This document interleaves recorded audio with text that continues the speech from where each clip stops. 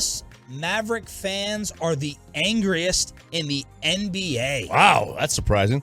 It's surprising. This makes me very proud. They're so angry they don't even watch the games. Oh, they can't. That's right. Where are we with this? I think this is one of those things. This regional TV updates. I think it's bad. It's radio. tired head. It's tired head. What does that mean? You get tired head. Just your head gets tired just thinking about it and having to read all of it. I don't know how to summarize it, but it's something important that people should know. Basically, the parent company of Bally, the controlling company, is filing for bankruptcy, and everybody's having to get contingencies in place in the event that they have insolvency. This Diamond Sports Group. In fact, the Rangers were in the news the other day because they intend to terminate the media rights deal with them in the event that there's insolvency. And so if that happens, Diamond is trying to fight this and say, we've made all our payments on time. You can't cancel this. And so, but the Rangers are already laying the groundwork to try and get out of this deal. And then hopefully, we'll eventually be able to watch Mavericks and Rangers game on a large scale. So gambling, thank you for that recap. Gambling.com used social listening tools to analyze the negative and angry reactions to every NBA team's social media post since the start of the season to rank the angriest fan bases in the league. Here's what they found. Dallas has far and away, this article from WFAA, by the way, Dallas has far and away the highest percentage of negative reactions on Facebook. We nearly triple filthy 21% angry reactions from Mavs fans compared to only 8% from Philadelphia with the Sixers. DFW had the 5th highest percentage of negative reactions on Twitter, trailing Memphis, Detroit, Chicago, and Brooklyn. On Reddit, Bobby Belt's favorite site, Dallas was calculated to have the 9th highest percentage of negative reactions. So after averaging every team's percentage of negative reactions on the 3 social media platforms, we came out on top. We are the most upset fan base in the NBA. My initial reaction to this, when I see they have the highest percentage of negative reactions on Facebook, is I didn't realize Bassick was that active on Facebook. I didn't know he commented on the team pages there. All right, I want you to power rank the anger. Mm-hmm. I want you to give me your top 3 things of the Mavs season that have made you the most angry.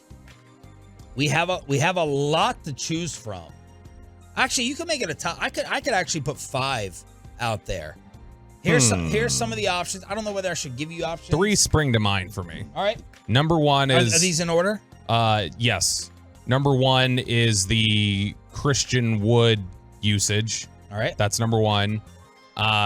Number 2 is the crappy play design that we keep running into in late game situations. So that would probably be like a Jason Kidd criticism. It is, but that's the third is Jason Kidd's handling of in terms of just his demeanor and his engagement. Those are the 3 that really spring to mind that have been frustrating this year. You can speak to this, Choppy, because you know this media. Jason Kidd, in my opinion, is acting like this is a New York media. That's the way his thin skin has been reacting to all this. His whining, his sarcasm. There's 3. He's being defensive for no reason. There's 3 Mavs bloggers that are in his head. They're really good. They do really good work. Their last names escape me, so I don't want to throw it all out there. There's like 3 Mavs, not bloggers, Twitter accounts that Jason Kidd clearly listens to, and he's acting like this is the New York media ripping him apart. And I don't know how. He don't realize how good he probably has it. Oh, this is not. This is not a tough media. It's a much tougher Cowboys media than Mavericks and Rangers. Rangers and Mavericks, when the Rangers and Mavericks are going good, they're almost untouchable from the local fans and the media. They're sensitive. The teams are sensitive. The PR department doesn't want you to talk bad about them. Cowboys PR, but they don't care. They get it. It's big business. The Mavericks, Rangers, Stars, they act like a small town. And Gallardi even mentioned this with the Stars. He was like, yeah, we get treated like a college town. It is. Mavs media, Rangers media is college media. It's college radio. It's a college town. Like if you say something bad, you will get your credential pulled, it seems like. Not actually, but you might. Or you might get sent home from Oakland. Who knows? Here are things I wrote down on the possible anger list. 877-881-1053. No particular order. Christian Wood, Jason Kidd coaching, Luka getting help. That was frustrating. Kyrie, that's a humongous subject and talking point. Luka with the refs. The young guys not getting any time. Josh and Jaden. And then don't forget about Mark Cuban.